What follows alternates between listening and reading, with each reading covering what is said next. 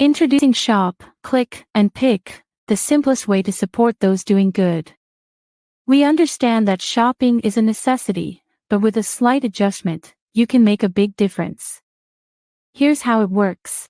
Visit communitypayitforward.us and navigate to the Find Your Partners tab.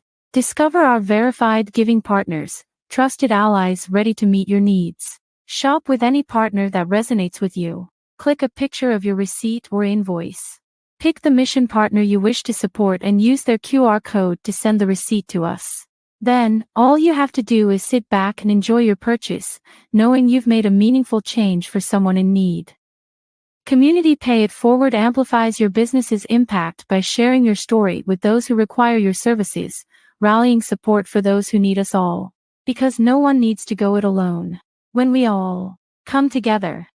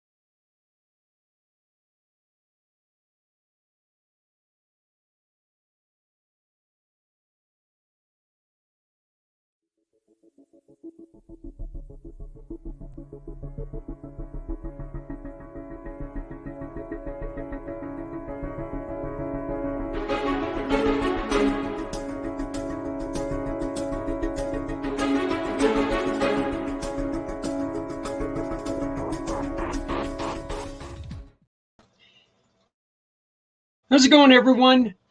I want to welcome everyone who's a first-time viewer. I know that we talked to a lot of you on Saturday at the Colorado Grit game, final game of the year, unfortunately, which just is a bummer to me because I'm a hockey fan and I hate hearing final game of the year for anything, and especially when it comes to hockey. So, but I enjoyed meeting everyone out there. It was a little cold in the shadows, but didn't matter.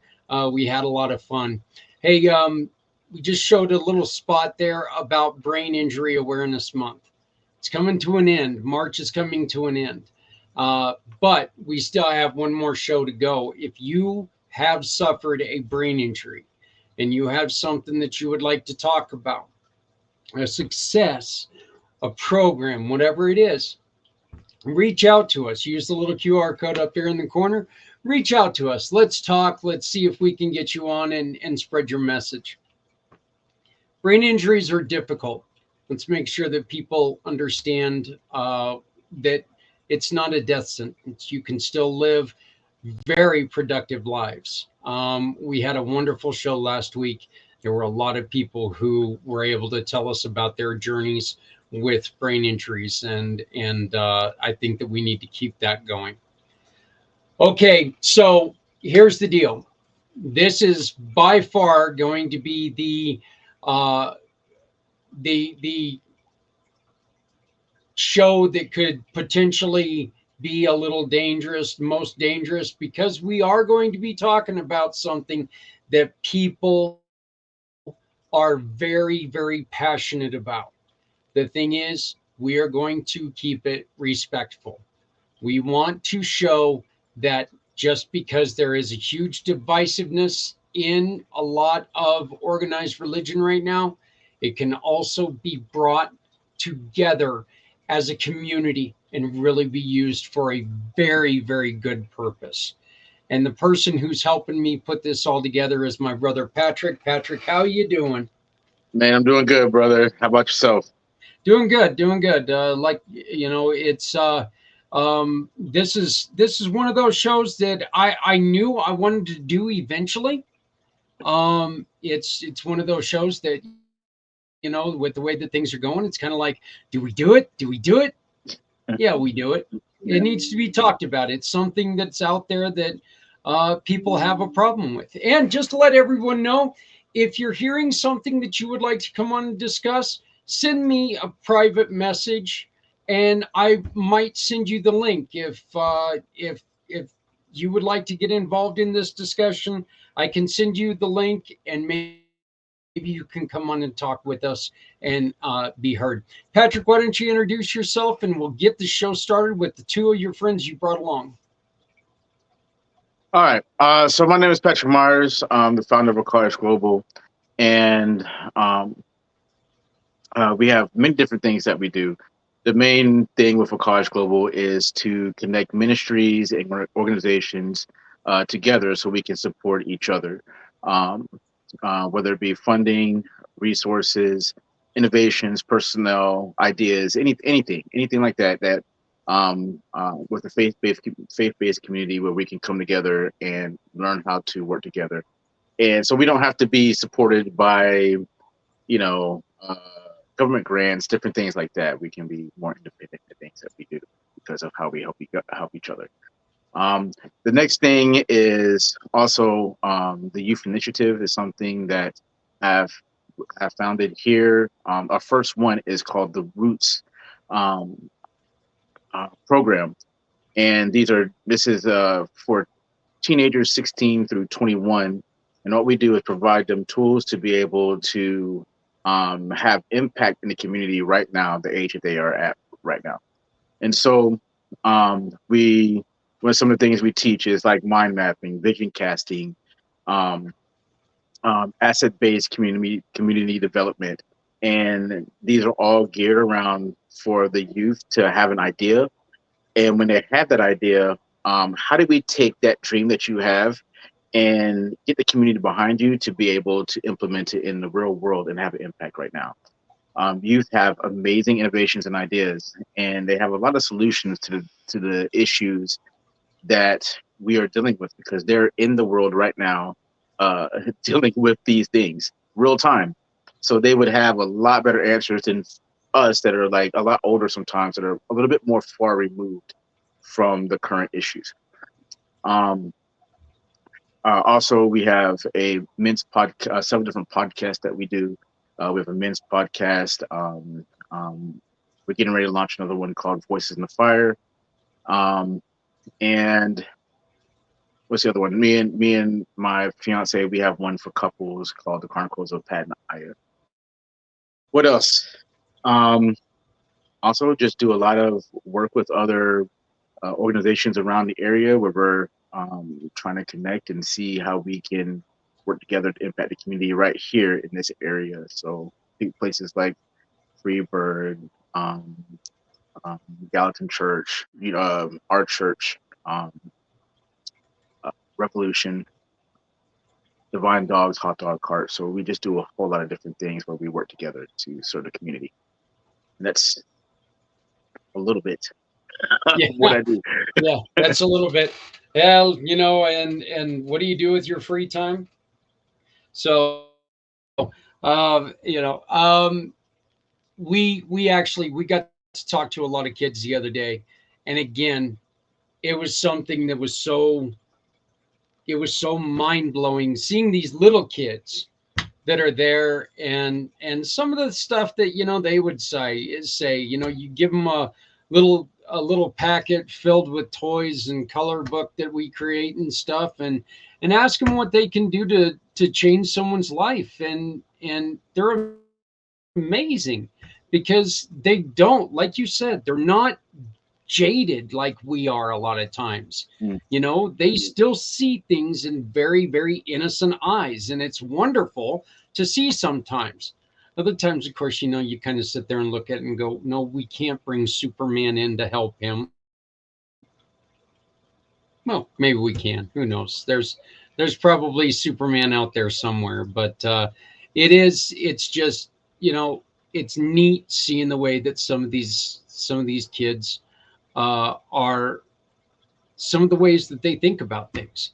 And that doesn't, we need to make sure that we we encourage this and we bring this to light with these kids. We can't, we got to make sure that they understand that we're here to support them in their mission to help others. So, Patric, we had one person drop off right now. He was driving, so it was a little bit difficult, but we're going to go on ahead and we're going to bring on another buddy of yours, Mr. Mathew.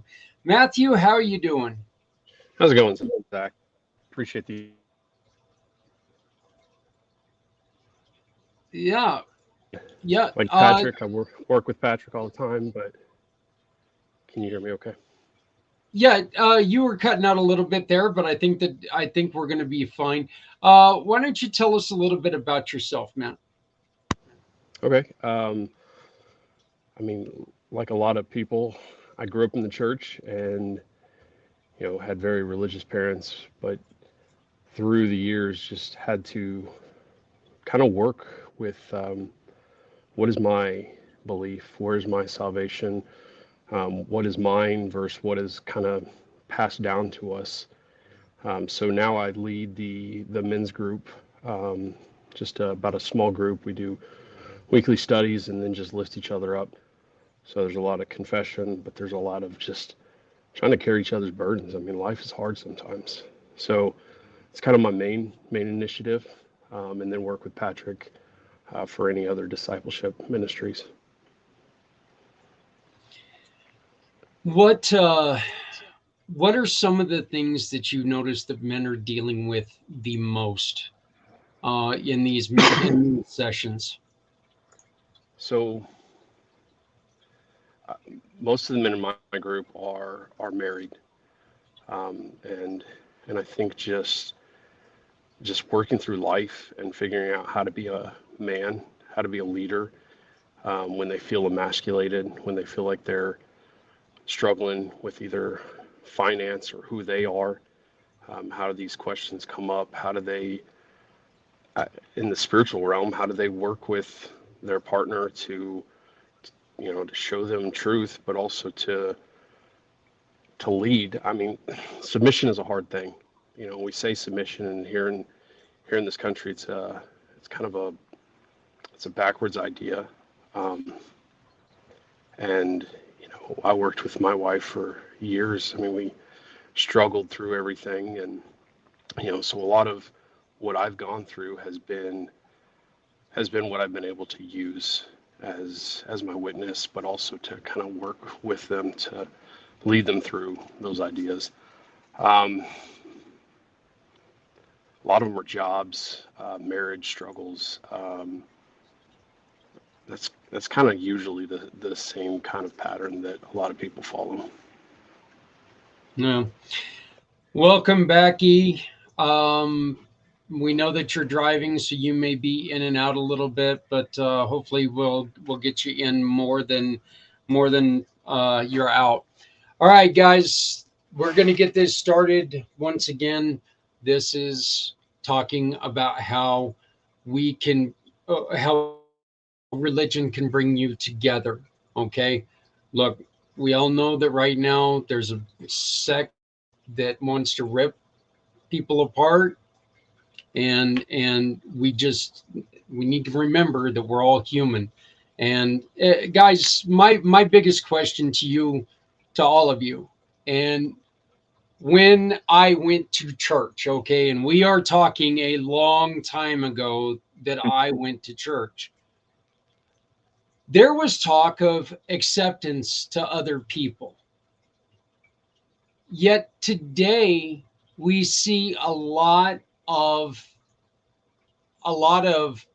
not accepting other people and putting down somebody because of what they do or who they are. What is there something different? Why is it different now? What am I missing? So this is one thing that I've learned over time. A lot of people, when they say acceptance, right? It's like, I I might not agree.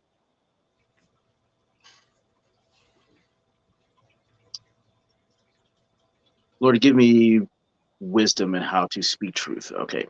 So a lot of times acceptance is like I'm supposed to accept everything that you tell me that I'm supposed to accept about you. And that's not the truth and reality of how life works. We are differences and we have differences for a reason. So if I believe something that and and it doesn't agree with the values that I have, that doesn't mean that if I say, hey, I don't agree with this, that doesn't mean a rejection of a person, right? But that's what we take it as. We say, oh, well, you don't accept me because you don't agree with what I'd say that you should agree with. So if I say that, I, I'm just gonna just be real with it.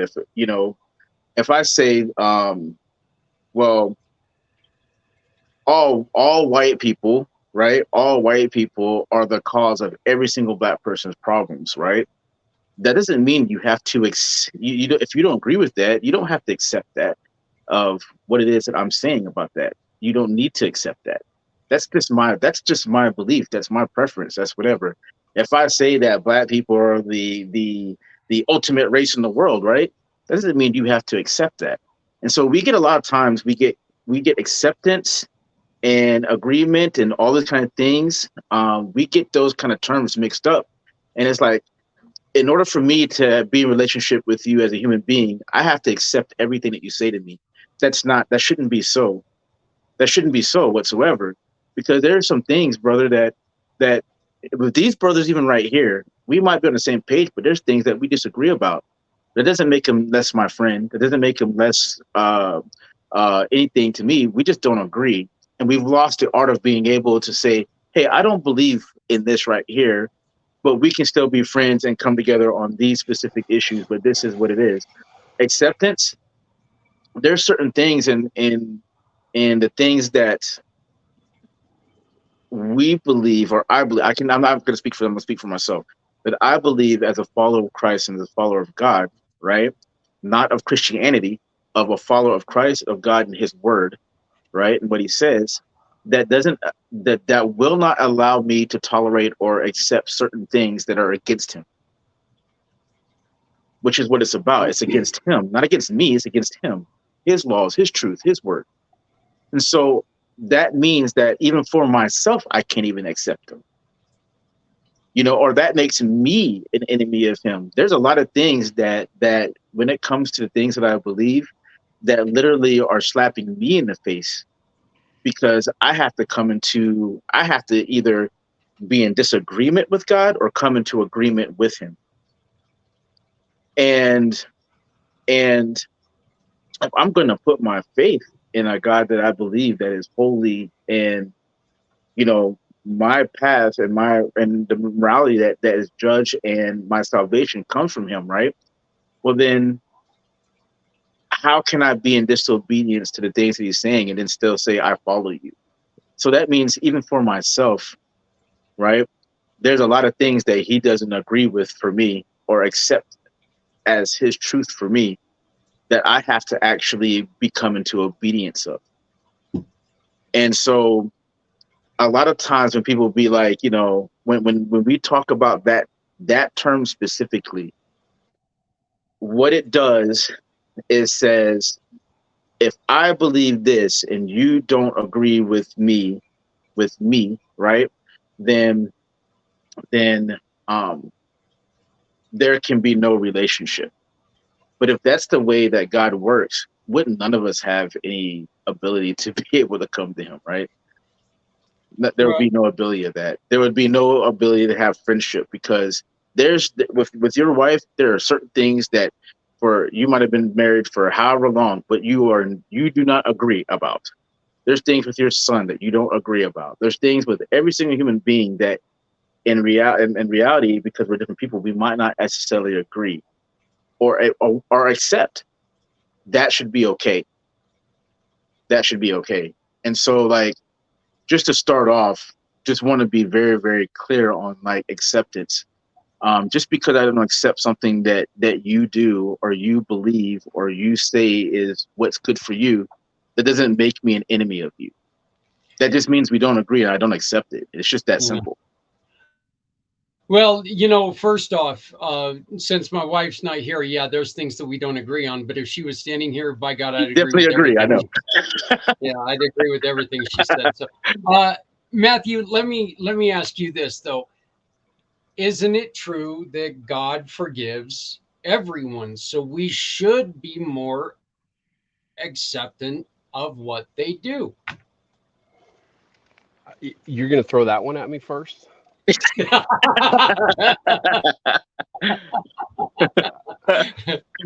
Somebody's got to get it. It's All a right. good one though. It's a good one. Well, I'm going to answer Patrick's question first. Go on ahead. So I'll go to that.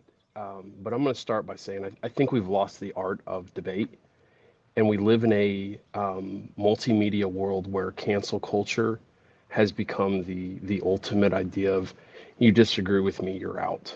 Yeah. And I watch a lot of podcasts like this. I watch a lot of biblical podcasts. I watch a lot of guys that do street preaching. And those guys encounter a lot of hate just by what they're trying to do is spread love.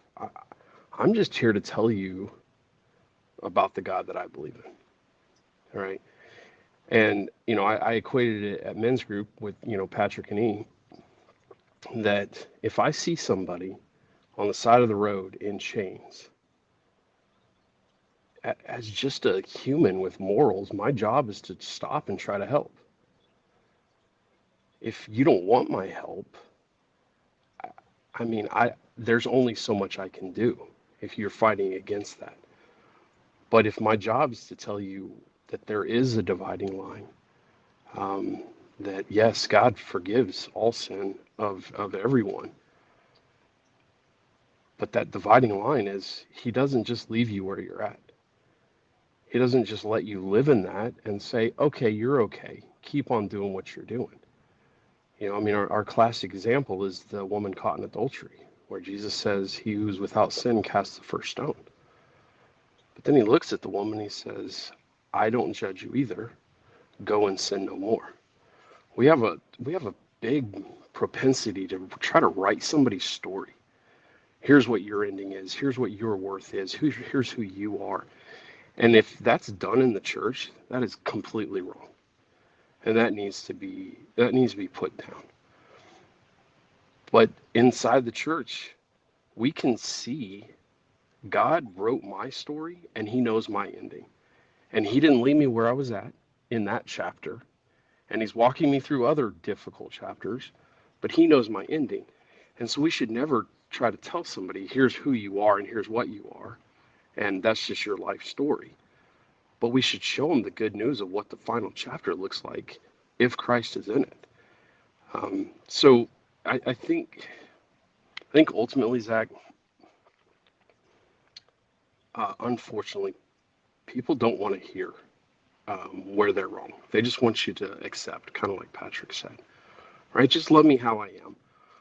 Well, if it's bad for you, I don't let my kids do the stuff they want to do. I don't just give them the right to put a fork in the socket. There's going to be consequences.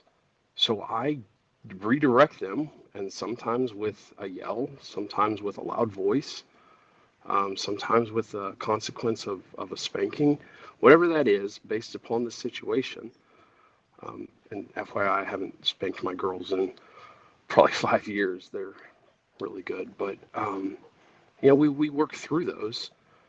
But at the same time, I don't let them just do the things that are going to lead them off a cliff. But the world wants you to just leave them alone.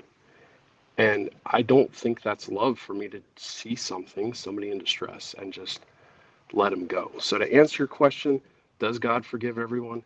Yes. But his forgiveness comes with his words of what he revealed. And we have differences on that. And yeah, even in the church, like, we've got to figure out how to debate each other and say, you know what? That doesn't dictate our salvation. We can agree to disagree, and I love you. and it doesn't divide us. We have differences. I have differences last Thursday on what I was teaching on, but that's okay. You don't have to see my point of view. You don't have to believe what I believe.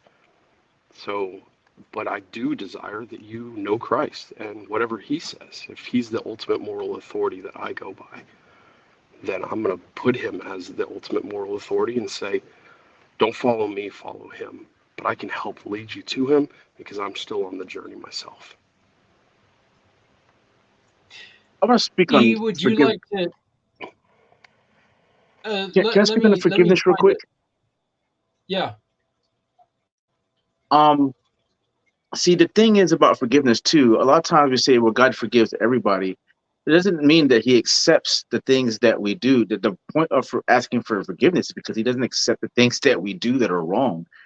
Like, God is not a God of just all inclusive acceptance. He has things where He goes, "This is what I say is right and wrong. This is what you have to obey and follow."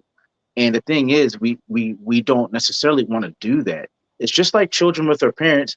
Our parents go, okay, if you as a dad, all right, we're gonna just say, we're just gonna take ourselves for instance. We tell our kids, you know what, do not, do not, um, don't go into the cookie jar after 10 p.m. Right? Do not do this, right?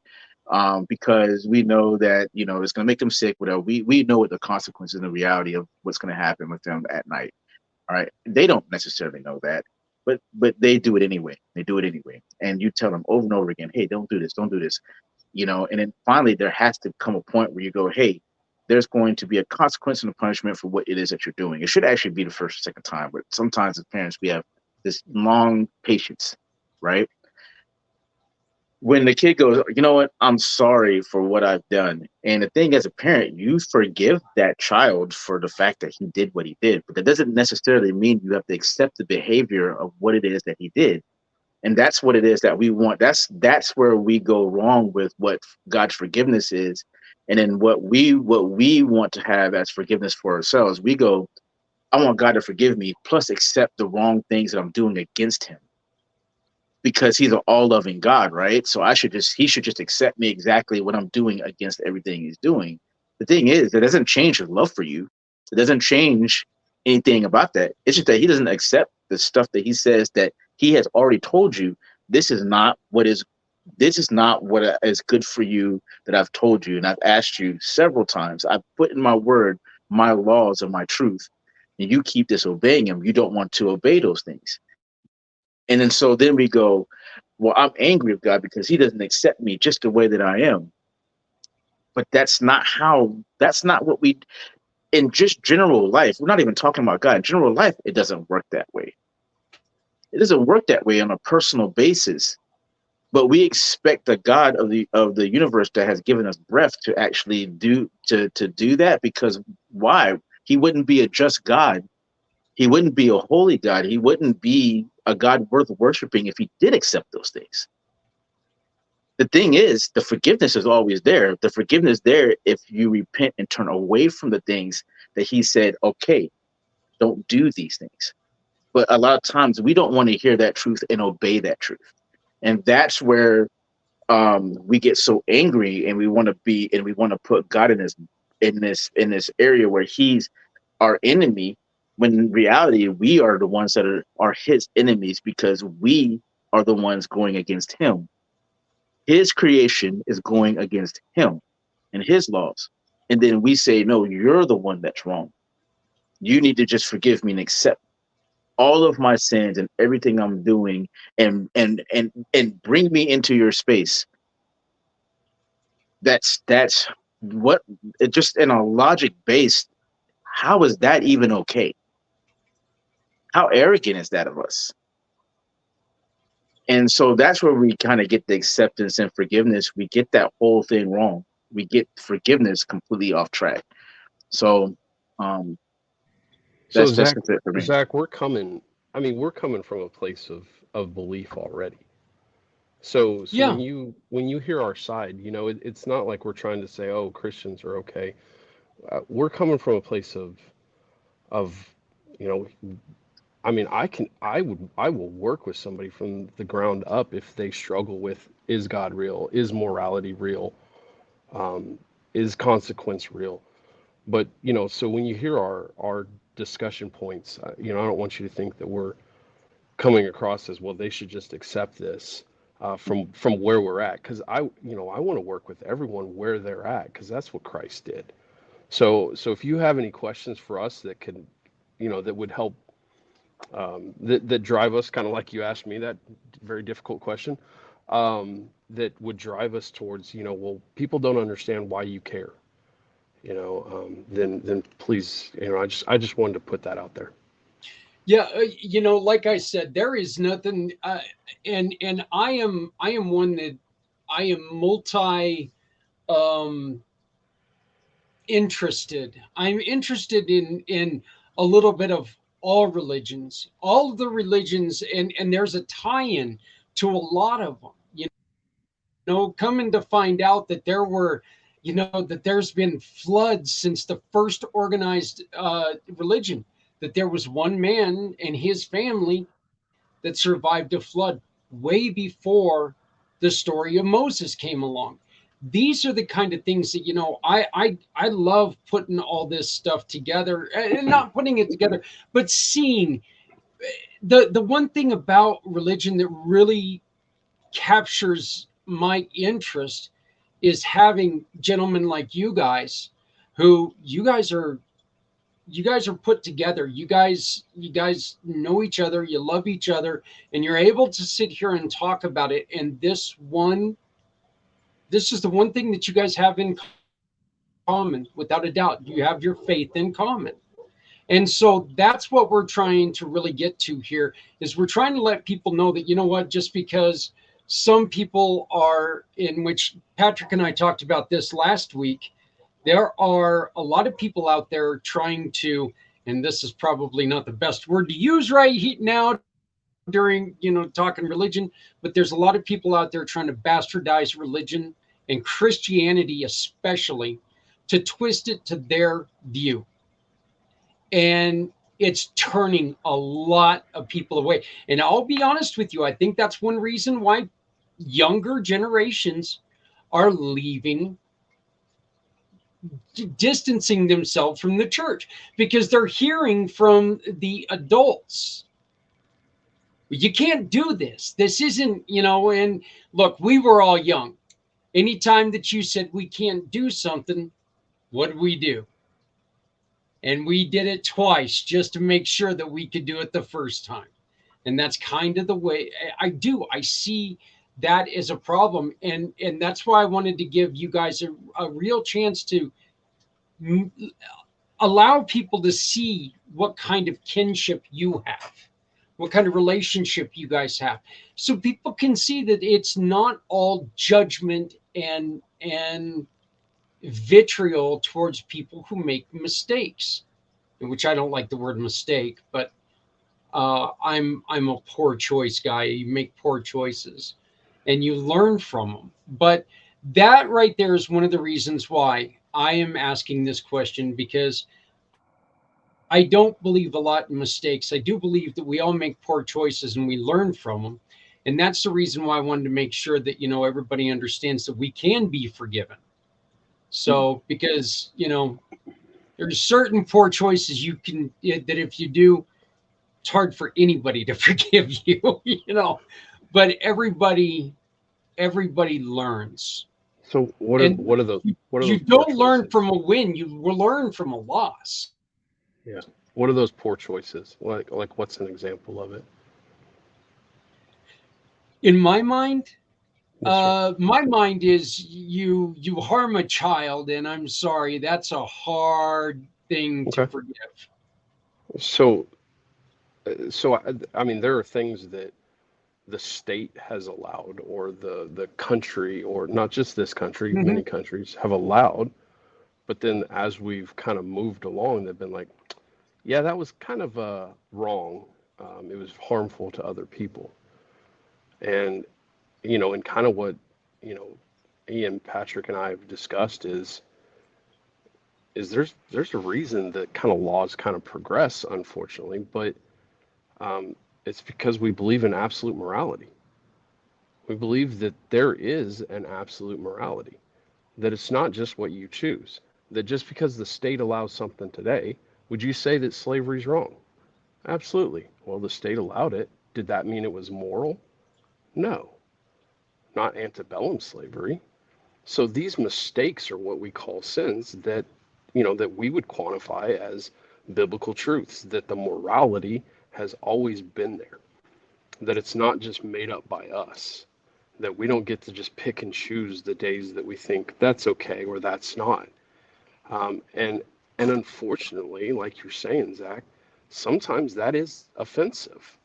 It's offensive to tell somebody, hey, this is going to lead to destruction. I mean, I'm sure there are a lot of people that partake in watching things they shouldn't. Our system has allowed it, okay, but just because every girl's on OnlyFans or every guy thinks they can make money off watching it or doing it or being partakers of it, there's going to be a day where we realize that there's a moral collapse from certain things that have happened that we allow. And all we try to do in the church is to say, hey, here's probably a yield sign. Here's probably a caution light. Because there's already somebody that told us about absolute morality, and he lived and talked about and proved by his life and by those who witnessed him that, you know what, these things will lead to destruction. So that's kind of where we come from.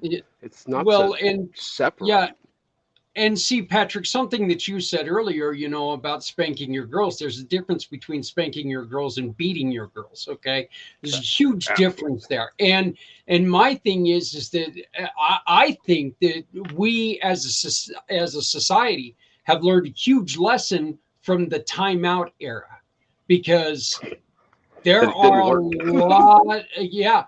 There are a lot of kids that are walking around without any concept of, oh my God, there are things that you cannot do, and I'm not going to get stuck in a corner for 10 minutes and it's not going to all go away.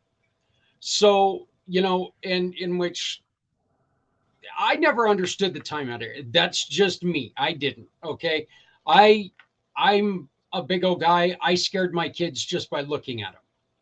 I don't know if that says how ugly I am or what, but I was able to scare my kids by just looking at them, my two sons, but I mean, yeah, I never once put my kids in timeout because I would have never saw, I would have never saw any good out of that. So I don't want to leave you out of this. I know that you're driving, but you've heard a lot of this going on. So why don't you go ahead and pop on in and give me your opinion on what you've heard so far, brother.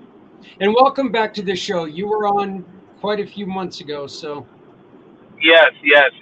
Thank you for having me, and thank you for inviting me, Patrick. God forgives. We listening here, I agree with my brothers. God forgives, but He doesn't want you to stay there. I mean, that's like, for instance, a murderer, a person that likes murdering people. If he has an encounter with Christ in his life, like Paul did when he crucified and murdered Christians back in those days, and he had an encounter with Jesus forgave him. What's that to say? If Jesus forgives a murderer, did Paul stay a murderer after Jesus forgave him? No. He changed his ways, and that's the difference. And people in certain instances don't like to hear that. Just like my brother said, we lost the art of debate. I can't tell you constructive criticism is going to hurt your feelings. Well, when I was growing up, if I didn't have constructive criticisms, I would be able to make the same mistakes that I made before. We have to learn from those things, and as in Christ, God doesn't leave you on the same path that you've been walking on, which is the walk of destruction in our lives. Because you know what? Yes, we're Christians. We have a belief system in Christ that is our Lord and Savior that died and rose on the third day. But God doesn't leave us once we have accepted Him. He doesn't leave us there. We end up gradually changing and becoming somebody new in Christ as a creature that he says in his word. And people don't like to hear, hey,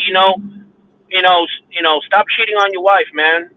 Because if you don't, there's a possibility that you're going to lose your whole family. Well, I don't want to hear you say that to me. Well, like my brother said, we all have moral codes. People want to think that God is not real. Well, then what makes it right? What tells you that a pedophile can molest a child, that's right? Everybody's going to tell you that's wrong. So obviously there's a moral code to that, right? So, it's how you say it and how you approach it. And with us, it's about love, man. Love your brother, love your sister. As God loved the people, love thy neighbor, as he says in his word. And that's where I come from. I've learned a lot. God has changed me from once being a gangbanger and living in the streets as a homeless man, to where I'm at now. And it still took 47 years for me to actually have an actual relationship with Christ in order for me to get it in my head and get it in my heart and get it in my soul. And now, instead of looking at, as most Christians, because we're not perfect people, none of us are. No. Find me one perfect person that's in this world, and if there is, don't meet them because you're gonna ruin it. Because they're perfect. The only perfect person that ran this world is Jesus, and there's documentation and scrolls that prove it. And over centuries and decades and years, Christianity as a faith has been attacked.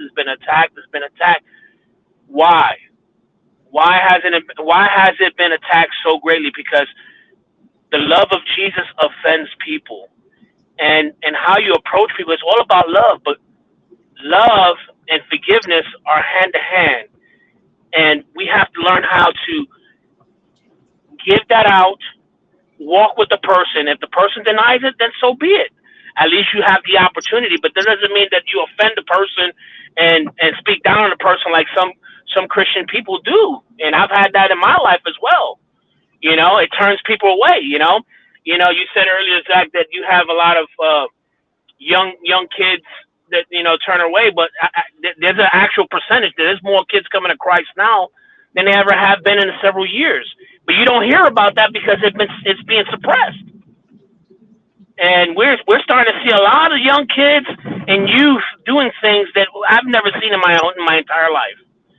And which is a token of what God is doing, the love of Christ that's moving in this nation, even with everything that's going on right now.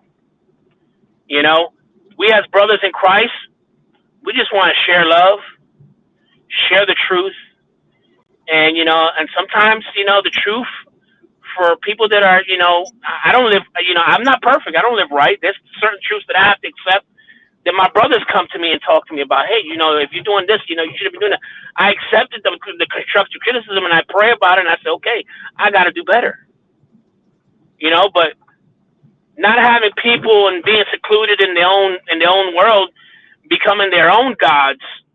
There's a creator. There's a painting in 1812 that's been painted by some painter.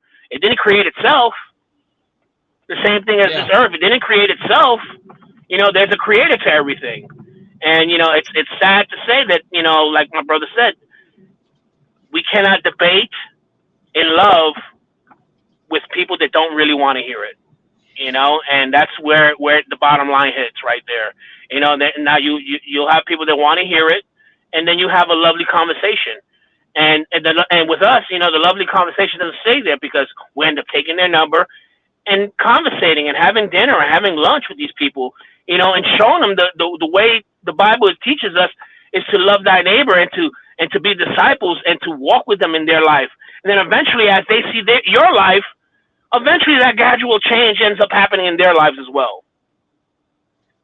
And that's in my opinion, in this Christianity forum, is that we have a lot of talkers and not a lot of doers. Because if there was a lot of doers, then you have a lot of people that actually believe in the faith. Now, I appreciate that. Let me ask you guys this question, okay? one of the reasons why I really wanted to have this show, and Patrick, I mentioned this to you last week. Can we, as people of different faiths, is there anything that's going to be able to get us to come and be able to?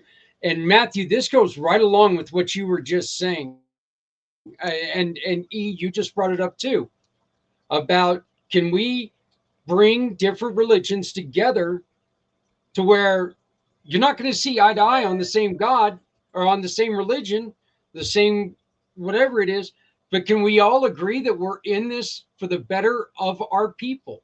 What do we need to do to make that happen? Instead of creating wars, we can create togetherness with the understanding, you know what? You're different than I am. Patrick, do you want to go first on that one? Yeah. The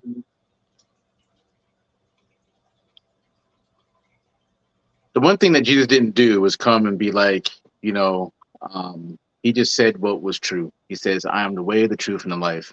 No man can come into the Father but by me. That is absolute truth. No man can come into God unless they go through Jesus Christ, right? Now, did he sit there and be like, hey, your religion is wrong, your religion is wrong, your religion is wrong? No, he did not do that. That's not what that's not what we do. It is, we just say, hey, God says that Jesus is the way, the truth, and the life. No man can come to the Father but by him. And then live that out in a way where, as his disciples, that people can actually see that truth. A lot of people are just waiting to, they want to see something real, right? And then we're talking about coming together with different religions and all that kind of stuff.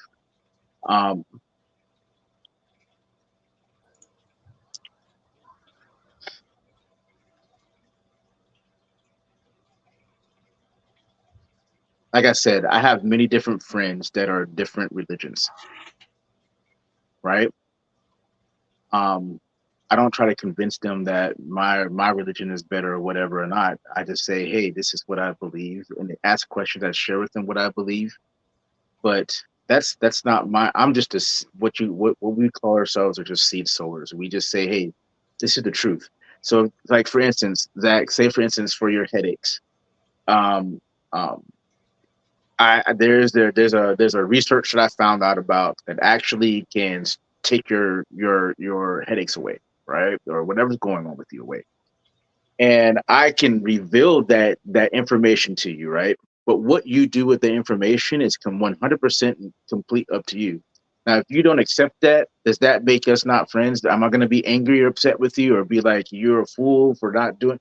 No, I'm absolutely not. You're still my brother. I'm still going to sit with you and turn the lights down when your head's hurting, all that kind of stuff. I'm still going to do all those things if you accept it or not, right? But your headaches can go away if you just go through this research and you do exactly what this research is telling you, and you do that. So that salvation from that headache is up to you completely, 100%. We don't need to fight about that. And so as far as religions coming together, yes, there are certain things where I believe different than certain other religions and stuff like that.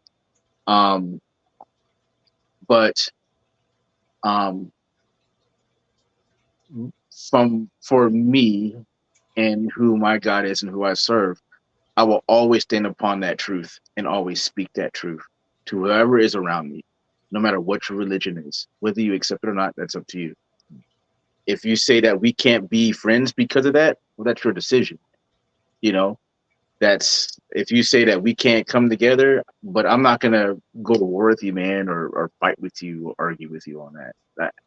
There's no reason. There's no reason you should even do that with me. If you believe something different, and I don't believe that, you don't need to fight with me and argue with me about what you believe. You don't need to do that.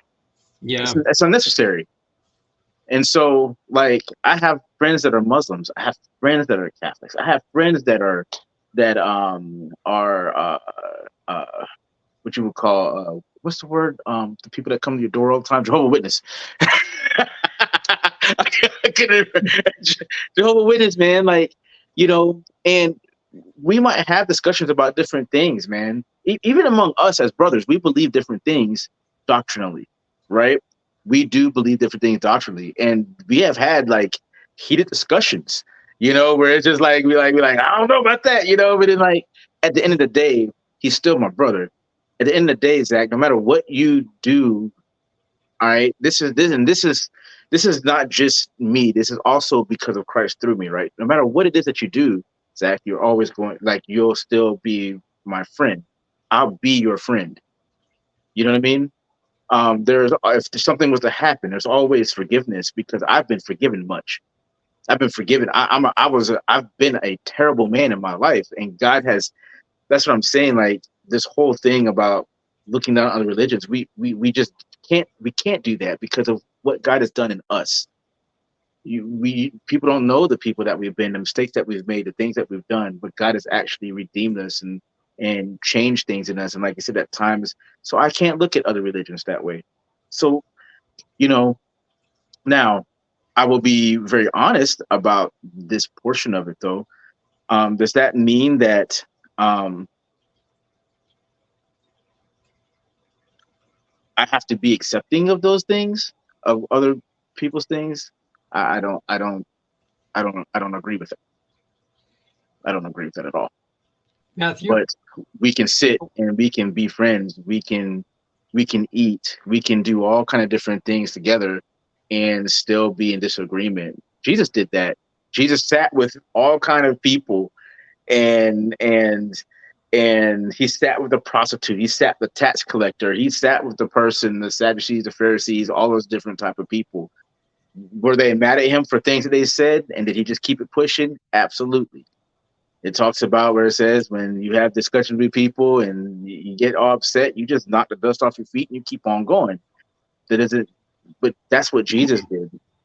The one that we follow, he did all those same things.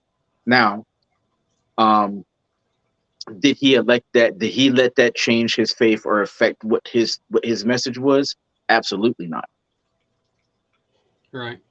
Matthew? Uh, so so I think of divisiveness, right? We live in a time right now where it's not just about believers and non-believers. It's about left and right. It's about those who have and those who don't. There's something that knows that we're weaker when we're all divided. And I look at churches in the same way. We have different theological backgrounds, different theological beliefs, and and I count them as brothers if we believe on the core issues that Jesus is the Christ, that he was prophesied of, that he fulfilled those prophecies, that he called himself worthy of praise, that he represented himself as God here on earth. So either he was a liar, he was a lunatic, or he is Lord. And those are things that we have to wrestle with. As far as churches combining, some of the coolest things I've ever seen is when churches get together. So I partook in a thing called Awaken Nashville, and this was put on by a church that I used to go to in downtown Nashville called Ethos Church. And they said, you know what? We're going to pray and we're going to fast for a month. We're going to pray for every single person in Nashville. And they said, you know what? We can't do this by ourselves. There's nearly 1 million people in Nashville. So then it was 12 churches. Then the next year it was 30 churches. Then it was statewide. You're talking 100 churches just coming together. And if we can start being better neighbors, better people, what will change in our neighborhood? If the question was, if Jesus lived in your neighborhood, what would change about your neighborhood? Those are hard questions, even for followers. We go to different places. Sometimes we have theological arguments, and hopefully we still leave in love. As long as we believe in the truth of Jesus Christ, we can disagree on what did he mean by that. Was he saying this, or was he saying that? But ultimately, John 13:34 says, "A new commandment I give, that you love one another, even as I loved you. And by this, all men will know that you are my followers, by how you love one another."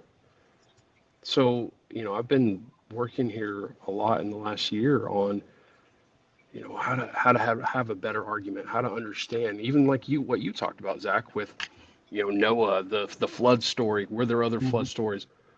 I mean, yeah, but historically, if there's a whole bunch of different countries and different places and different groups of people talking about this flood story, then if I read it, even though it was written later, man, I can trust that it probably happened historically, and how to combine those.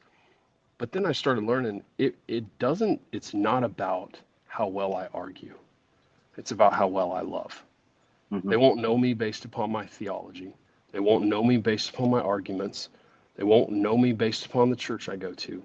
They will know me by the love I have for one another. And when the people of God live that way inside of the church, then that is different. And the world wants what is different. They want to be loved. And when it's a different kind of love, it's not a condemnation love, but it's I was there. I know what you went through. But God changed me to here. Look at where I am now. But he doesn't offer that to it's not everybody has the same path. But I think there are some things that need to get out of the church.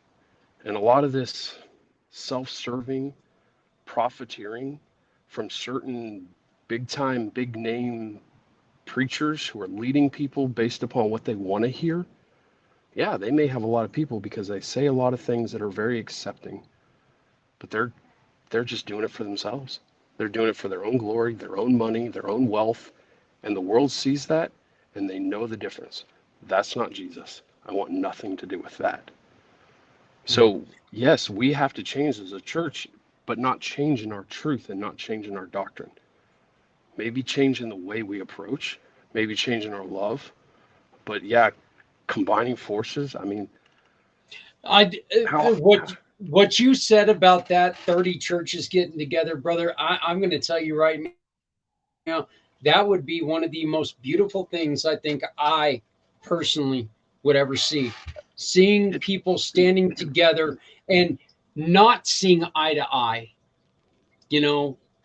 but knowing that there's a reason why you're there, and it's to help other people. I think that, it gave me chills. It truthfully gave me chills when you said that.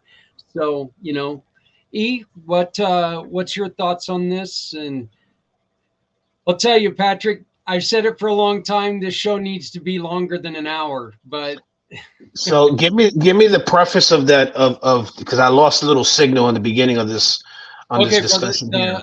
The question is that, are we ever going to get to a point in your mind where Christians can talk to Muslims, can talk to whoever else, and you can get together, and there doesn't have to be wars. There can be mutual respect and even love, as Mathew was just saying?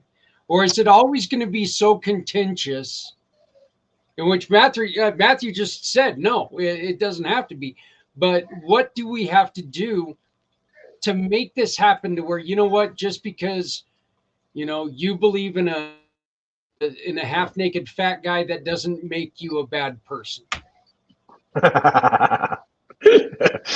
Oh, well, I mean, in all honesty, it has to do with the individual of just showing love, man. I mean, Yep. we as believers in Christ, man, sometimes need to get off our own high horse, because the person that's across from us is probably going through some things that we probably went through, and they have a story to tell. And a lot of times we don't listen to that story because we feel that we're much bigger than them, or we got it all together. None of us have it together. The best thing for that, for something like that to happen, is stop thinking that your church is better than that church, and that church is the Protestant is better than the Baptist is better than the Lutheran is better than the Pentecostals. I mean, that to me is all division, man. We're all one church, we're all one body, and we all bleed red. Yep. And if we can get that in our heads and show love and come together and break down those barriers, I think that having Jehovah Witnesses and Muslims and all kinds of other religions that that I've been fighting for so many centuries to come with the Christians and join together, right? Maybe something that nobody's used to, a worship concert. Who knows what God can do in a worship concert with all kinds of other people that are there that don't have the same belief system that you have, working together to feed the poor, feed the homeless in the streets. God can do so much just by that action of coming together. You'd be amazed to see what happens. And if we can just lower our standards. I mean, I'm not saying lower your belief as a Christian and just throw away what God has said and what is said in the Word. No, you have to be smart, you have to be loving, and you have to be discerning. And when you can bring those three together and bring these people together and just love on people, like discipleship, because that's what discipleship is loving on people that you don't know and helping them through their lives. When you do stuff like that, man, it changes their lives to a degree that that sometimes you sit back and you're like, wow, I was there, and now look where they're at. And the next thing you know, they're going through things in their life that before they would think that I want to commit suicide. They're saying, I'm here to live another day. I can't wait to what tomorrow brings. They wake up with expectancy. And there's not many people sometimes that are living that way these days. And it's because a lot of Christian, and not only Christians, and other religions as well, walk away from people. Well, I'm not a people person. Well, I'm sorry to say, Christ, Jesus, when he walked this earth, he was a people person, and he sat with everybody and he fed everybody. And that's how we have to be, and sometimes, it gets uncomfortable for us as well. But that's where God is, in the uncomfortability. And if we can be uncomfortable with one another and share each other's stories, then there's a commonality there, and you can find love in between that. And next thing you know, who knows? Maybe they come to Christ. Maybe they don't. You sow a seed, the plant grows. You water it. You walk with this person. And next thing you know, they start seeing, without you even doing anything, they start seeing it for themselves. Well, the whole fact that you brought up, tell each other's stories, that makes me happy, because that's just something that's the whole reason why this show is here. We're trying to be able to tell their stories and make sure people hear that there are differences. There's always going to be differences, guys. There's always going to be differences. And you guys have given me a little bit of help here, understanding that, it's not all, look, you guys are very, very set in your beliefs, which is fantastic. But that doesn't mean that there's no room for anyone else. And that's what is so important about this. And the other thing is that you three men work together. You've got a couple other people who have popped on throughout the day to watch. You all work together and you all feel good together. I know a couple of you have talked about your issues prior to finding God, and almost, Patrick, you say it all the time. You took your own life. God gave you life back. This is what we need to make sure that we're spreading across. Mathew, like you said, we got to get rid of the people. I almost said a bad word, but we need to get rid of the people who are in this for themselves. This isn't something that, Patrick, you said it. I'm in this for him. That, you don't you don't hurt him. And I greatly appreciate this show. I appreciate your coming on and talking about this, because I know that this can be kind of one of those things that you hear, oh, we're going to talk about religion today. Can't we drop like weights on our feet? That could be more fun. But let's we are out of time, but I want to do this. E, if you could tell everybody out there something, what would it be? Just let go. Let go. Stop holding on to what you're holding on to and share with somebody. It's so much easier to hold everything in and be seclusive and all that. Get somebody that you really, really can trust and open up to somebody and share your story with them, because you never know that your story may be their story as well. And you can walk together on that journey and help each other. We become a nation of reclusive spiders that just wants to be by ourselves. Don't talk to me. No, stop. Open up. It takes one little verbiage to open up. I need help. What do you need help with? Yep. I love that. Yeah, if you're introvert, don't come anywhere near me because I'm going to talk to you anyway. So, Yep. Matthew, I was going to say kind of the same thing. I know you do a lot of podcasts on PTSD and mental illness and struggles and suicide, and I would just say that, man, depression is straight from the devil, but it comes and it lays and it holds you. Part of my testimony is my wife dealt with depression for about 5 years, but it was only in community. It was only when this new door was open. But when we talked about what would our neighborhoods be like if Jesus was in them, well, he'd probably know his neighbors, know their lives, and that is really, the divisiveness that I talked about. That's where darkness wants to keep us, is divided. And it is only until we come together. It is only until we begin to exhibit and show love. I mean, what I preach is that God's kingdom is completely upside down. Blessed are the poor, not the rich. Blessed are the peacemakers, not the boastful. Blessed are the merciful, for they shall receive mercy. And this is this kingdom that Jesus preached, and it was like, that doesn't look like anything of what we deal. We elevate the people who are completely different than that. And I just, I want to live for that kingdom, because that is more appealing to me than anything I see around me. Patrick, Oh man, I'm just gonna. What I like to leave is this: like, if you are struggling in your life with anything, if you're struggling with this thing about who God is, who faith is, what faith is, all that kind of stuff, what it talks in this Bible is like, if you seek Him, you will find Him. So if you ask God, you seek for Him, then He'll reveal Himself to you. He will.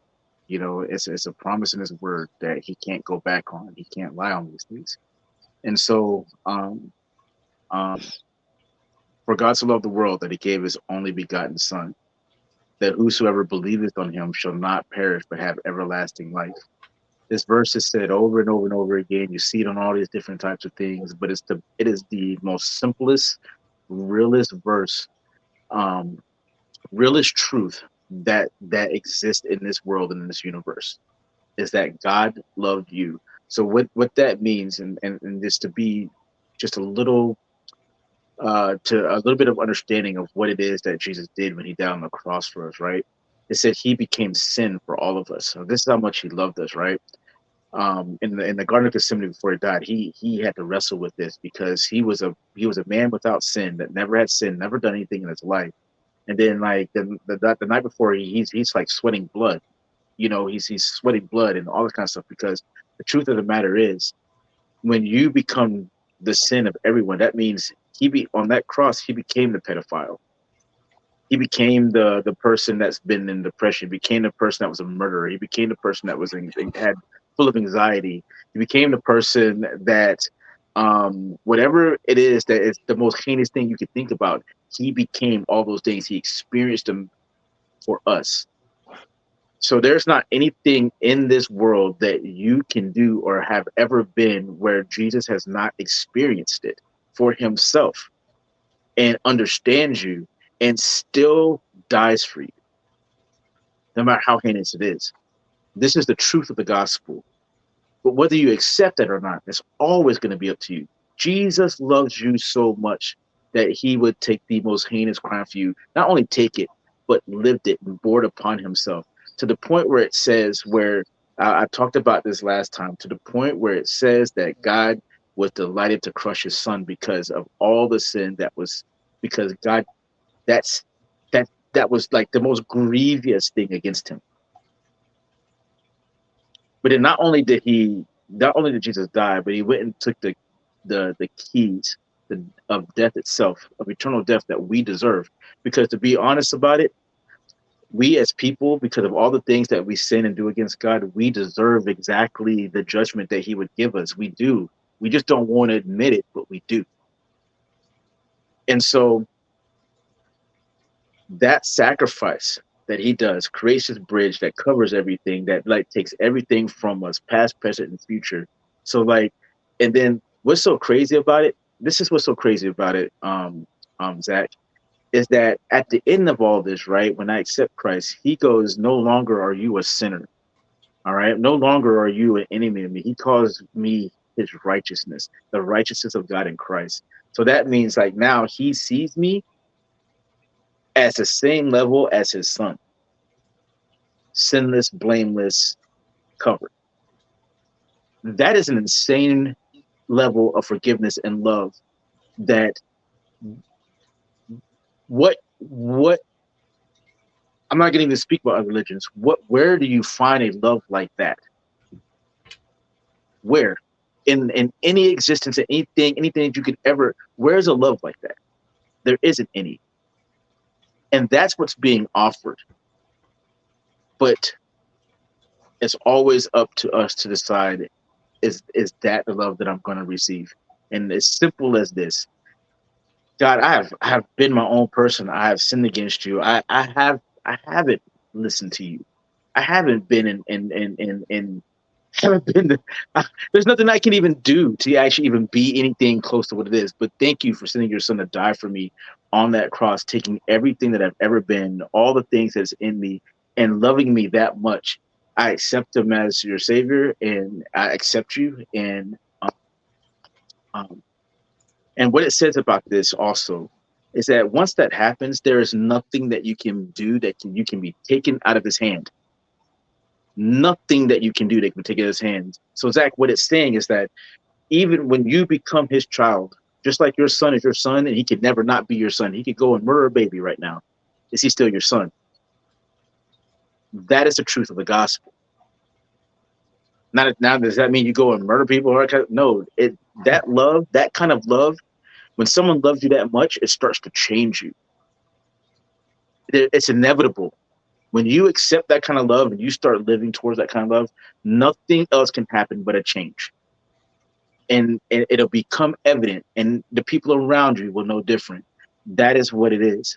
And so the last thing I want to leave with you guys is that the truth of the gospel of what it is that you can do to actually be in right relationship with God is not as anything that you can do. There's nothing that there's nothing that you can do to come into relationship with God. It's everything that he does to bring you into relationship with him because he loves you so much. And so that's what I want to leave you with. You have the opportunity, you know how to do it. Just come back and push rewind, and you know the way. And so but you're responsible for it because you've been told. So you can't say that you didn't know when that day comes. And because just like I said, there was an instance where my life was gone, and all the Christianity and all the other kind of stuff and religion that I knew meant absolutely nothing because I was going to go to hell because I did not understand this. When eternity came on my doorstep, and God just gave me he literally gave me a second chance that I don't deserve, but I'm using it for his glory. Every single second of it, I'm using it for his glory.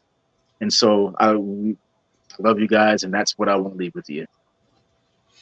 Well, I want to thank you all very, very much. I appreciate this. Once again, this isn't the easiest thing in the world to talk about, and I do appreciate that. Look, the thing is that I think we brought it together. The same thing that we hear almost every day that we do this show. Talk to somebody. Talk. If you're confused, talk. Okay. This right here is one example is, yeah, there's a lot of diversity out there. There's a lot of divisiveness out there that you see when it comes to not just one, but every religion. There's some wackadoos out there. We all know that. But this right here is proof that there are groups of people that get together and it helps. It helps them. Maybe this is your path. Maybe this is a path that you can choose. So remember, no matter what you've done, there are people out there who will accept you. Unless, of course, you're a Rangers fan, and then I'm sorry, you're beyond. I mean, if you're a New York Rangers fan, you're just. Hey, I used to be because I lived in the area. So Yes, but you did say the key word. You used to to. be. That's right. That's right. All right, everybody. Hey, please love somebody out there because somebody out here loves you. Remember, if you're not helping someone, you're hurting everyone. No one needs to go it alone. When we all come together, join us again here next week as we take on this difficult scourge that's people are dealing with when we talk about mental illness and how we can help other people. That's what we're here for. Man, we need to take care of each other because you know what? We're all we got. For Mathew, uh, thank you, brother. I appreciate it. This was the first time that we ever met. For E, it was great to see you again. Patric, thank you again this week, brother. We'll see you next week. For me, I'm Zach Clayton. We will see you again next week. Join us as we continue this talk. Bye.